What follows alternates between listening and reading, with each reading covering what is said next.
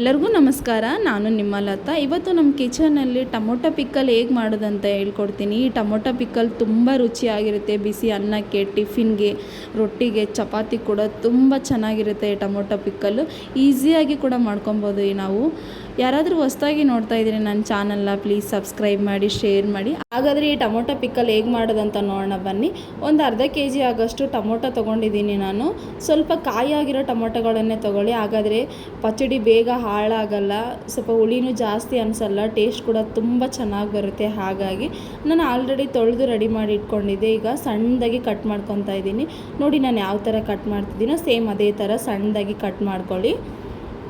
ಮೇಲೆ ಸಿಪ್ಪೆ ತೆಗೆದು ಈ ಥರ ಕಟ್ ಮಾಡಿಕೊಂಡು ರೆಡಿ ಮಾಡಿ ಇಟ್ಕೊಳ್ಳಿ. ನಾನು ಅರ್ಧ kg ಆಗೋಷ್ಟು ಟೊಮೊಟೊನ ಈ ಥರ ಎಲ್ಲ ಕಟ್ ಮಾಡಿ ರೆಡಿ ಮಾಡಿ ಇಟ್ಕೊಂಡಿದ್ದೀನಿ ನೋಡಿ.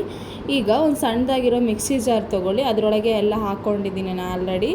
ಈಗ ಒಂದು 2 ಟೇಬಲ್ ಸ್ಪೂನ್ ಆಗೋಷ್ಟು ಅಚ್ಚ ಖಾರದ ಪುಡಿ ಹಾಕ್ತಿದ್ದೀನಿ. ನಿಮ್ಗೆ ಏನಾದರೂ ನೀವು ಖಾರ ಜಾಸ್ತಿ ಬೇಕು ಅಂತಂದರೆ 1 ಟೇಬಲ್ ಸ್ಪೂನ್ ಜಾಸ್ತಿನೇ ಹಾಕ್ಕೊಳ್ಳಿ. ಈಗ ಉಪ್ಪು, ಕಲ್ಲು ಉಪ್ಪನ್ನ ನಾನು ಆಲ್ರೆಡಿ ಮಿಕ್ಸಿ ಮಾಡಿ ಇಟ್ಕೊಂಡಿದ್ದೆ, ಅದನ್ನು 1.5 ಟೇಬಲ್ ಸ್ಪೂನ್ ಆಗೋಷ್ಟು ಉಪ್ಪು ಹಾಕಿದ್ದೀನಿ. ಈಗ ಬೆಳ್ಳುಳ್ಳಿನ ನಾನು ಬಿಡಿ ಬಿಡಿಯಾಗಿ ಮಾಡ್ಕೊಂಡಿದ್ದೆ, 1-2 ಬೆಳ್ಳುಳ್ಳಿನ ಈ ಥರ ಬಿಡಿ ಬಿಡಿ ಹಾಕಿದ್ದೀನಿ. ಈಗ ಒಂದು ಸ್ವಲ್ಪ ಹುಣಸೆ ಹಣ್ಣು ಹಾಕಬೇಕಿತ್ತು, ನಾನು ಮರೆತು ಹೋಗ್ಬಿಟ್ಟಿದ್ದೀನಿ. ಒಂದು ನಿಂಬೆಹಣ್ಣು ಗಾತ್ರ ಆಗೋಷ್ಟು ಹುಣಸೆ ಹಣ್ಣು ಹಾಕ್ಕೊಂಡು ಚೆನ್ನಾಗಿ ತರಿಯಾಗಿ ಮಿಕ್ಸಿ ಮಾಡ್ಕೊಳ್ಳಿ. ನೋಡಿ ನಾನು ಯಾವ ಥರ ಮಾಡ್ಕೊಂಡಿದ್ದೀನಿ ಅದೇ ಥರ ಮಾಡ್ಕೊಳ್ಳಿ. ಈಗ ಗ್ಯಾಸ್ ಸ್ಟವ್ ಮೇಲೆ ಒಂದು ಪಾತ್ರೆ ಇಡಿ. ಈಗ ಸ್ವಲ್ಪ ಆಯಿಲ್ ಜಾಸ್ತಿನೇ ಹಾಕ್ಕೊಳ್ಳಿ. ಆಯಿಲ್ ಜಾಸ್ತಿ ಹಾಕೋದ್ರಿಂದ ಟೇಸ್ಟ್ ಕೂಡ ತುಂಬ ಚೆನ್ನಾಗಿ ಬರುತ್ತೆ, ಪಚಡಿ ಕೂಡ ಬೇಗ ಹಾಳಾಗಲ್ಲ. ಹಾಗಾಗಿ ಅದರೊಳಗೆ 1 ಟೇಬಲ್ ಸ್ಪೂನ್ ಆಗೋಷ್ಟು ಸಾಸಿವೆ, 1 ಟೇಬಲ್ ಸ್ಪೂನ್ ಆಗೋಷ್ಟು ಜೀರಿಗೆ, ಸ್ವಲ್ಪ ಫ್ರೈ ಆದಮೇಲೆ 1 ಟೇಬಲ್ ಸ್ಪೂನ್ ಆಗೋಷ್ಟು ಕಡಲೆಬೇಳೆ, 1 ಟೇಬಲ್ ಸ್ಪೂನ್ ಆಗೋಷ್ಟು ಉದ್ದಿನಬೇಳೆ ಹಾಕಿ ಚೆನ್ನಾಗಿ ಫ್ರೈ ಮಾಡ್ಕೊಳ್ಳಿ. ಈಗ ನೋಡಿ ಫ್ರೈ ಆಗಿದೆ. ಈಗ ಅದರೊಳಗೆ ಒಂದು ಬೆಳ್ಳುಳ್ಳಿನ ಸ್ವಲ್ಪ ಜಜ್ಜಿ ಇಟ್ಕೊಂಡಿದ್ದೆ, ಒಂದು ಬೆಳ್ಳುಳ್ಳಿನ ಅದನ್ನು ಹಾಕಿದ್ದೀನಿ.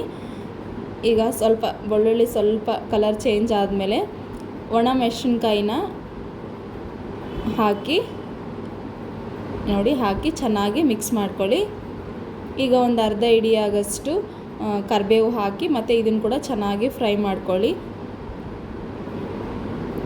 ನೋಡಿ ಕಲರ್ ಚೇಂಜ್ ಆಗ್ತಾ ಇದ್ದಂಗೆ ನಾವು ಆಲ್ರೆಡಿ ಮಿಕ್ಸಿ ಮಾಡಿ ರೆಡಿ ಮಾಡಿ ಇಟ್ಕೊಂಡಿದ್ವಲ್ಲ ಆ ಪೇಸ್ಟ್ನ ಸೇರಿಸಿ ಈಗ ನೋಡಿ ಲೋ ಫ್ಲೇಮಲ್ಲಿ ಚೆನ್ನಾಗಿ ಮಿಕ್ಸ್ ಮಾಡ್ಕೊಳ್ಳಿ. ಲೋ ಫ್ಲೇಮಲ್ಲಿ ಇಡಿ, ಐ ಫ್ಲೇಮಲ್ಲಿ ಇಡೋಕ್ಕೆ ಹೋಗಬೇಡಿ. ಐ ಫ್ಲೇಮಲ್ಲಿ ಇಟ್ಟರೆ ಬೇಗ ಹೊತ್ತೋಗ್ಬಿಡುತ್ತೆ. ಹಾಗಾಗಿ ಲೋ ಫ್ಲೇಮಲ್ಲಿ ಚೆನ್ನಾಗಿ ಮಿಕ್ಸ್ ಮಾಡ್ಕೊಳ್ಳಿ. ಈಗ ನೋಡಿ ಕುದೀತಾ ಇದೆ, ಲೋ ಫ್ಲೇಮಲ್ಲಿ ಕುದಿಸ್ಕೊಳ್ಳಿ. ಈಗ ನಾನು ಆಲ್ರೆಡಿ ಹುಣಸೆಹಣ್ಣು ಹಾಕೋದು ಮರ್ತೋಗಿದೆ ಅಂತ ಹೇಳಿದ್ನಲ್ಲ, ಈಗ ಹಾಕ್ತಾಯಿದ್ದೀನಿ. ನೀವು ಆವಾಗೇ ಮಿಕ್ಸಿ ಮಾಡ್ಕೊಬೇಕಾದ್ರೆ ಹಾಕಿದರೆ ಟೇಸ್ಟ್ ಇನ್ನೂ ಚೆನ್ನಾಗಿ ಬರುತ್ತೆ. ಹಾಗಾಗಿ ಆವಾಗೇ ಹಾಕ್ಕೋಗ್ಬೇಡಿ. ಈಗ ಚೆನ್ನಾಗಿ ಮಿಕ್ಸ್ ಮಾಡ್ಕೊಳ್ಳಿ.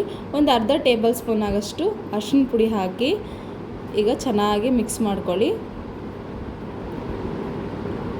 ನೋಡಿ ಲೋ ಫ್ಲೇಮಲ್ಲಿ ಕುದಿಸಿದ್ರೆ ಚೆನ್ನಾಗಿ ಬೆನೆಯುತ್ತೆ, ಟೇಸ್ಟ್ ಕೂಡ ತುಂಬ ಚೆನ್ನಾಗಿ ಬರುತ್ತೆ. ಹಾಗಾಗಿ ಲೋ ಫ್ಲೇಮಲ್ಲಿ ಚೆನ್ನಾಗಿ ಕುದಿಸ್ಕೊಳ್ಳಿ. ಎಣ್ಣೆ ಮೇಲೆ ಬರ್ತಾ ಇದೆ ನೋಡಿ. ಈಗ ನೋಡಿ ಚೆನ್ನಾಗಿ ಕುದೀತಾ ಇದೆ. ಇದರೊಳಗೆ 1 ಟೇಬಲ್ ಸ್ಪೂನ್ ಆಗೋಷ್ಟು ಸಾಸಿವೆ ಮೆಂತ್ಯ ಪುಡಿ ಹಾಕ್ತಿದ್ದೀನಿ. ಇದು ಹಾಕೋದ್ರಿಂದ ಟೇಸ್ಟ್ ಕೂಡ ತುಂಬ ಚೆನ್ನಾಗಿ ಬರುತ್ತೆ. ಈಗ ಚೆನ್ನಾಗಿ ಮಿಕ್ಸ್ ಮಾಡ್ಕೊಳ್ಳಿ.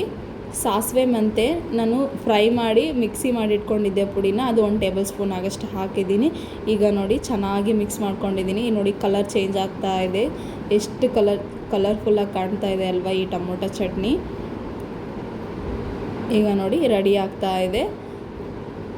ಒಂದು ಸಲ ಸಾಲ್ಟ್ ಚೆಕ್ ಮಾಡ್ಕೊಳ್ಳಿ, ಉಪ್ಪು ಆಗಿದೆ ಇಲ್ಲ ಅಂತ. ಹಂಗೇನೇನು ಕಡಿಮೆ ಇದ್ದರೆ ಮತ್ತೆ ಉಪ್ಪು ಹಾಕ್ಕೊಳ್ಳಿ. ಈಗ ಚೆನ್ನಾಗಿ ಮಿಕ್ಸ್ ಮಾಡ್ಕೊಳ್ಳಿ. ಈಗ ನೋಡಿ ರೆಡಿ ಆಗಿದೆ. ನಾನು ಸರ್ವ್ ಮಾಡ್ತಾಯಿದ್ದೀನಿ ಒಂದು ಪ್ಲೇಟಿಗೆ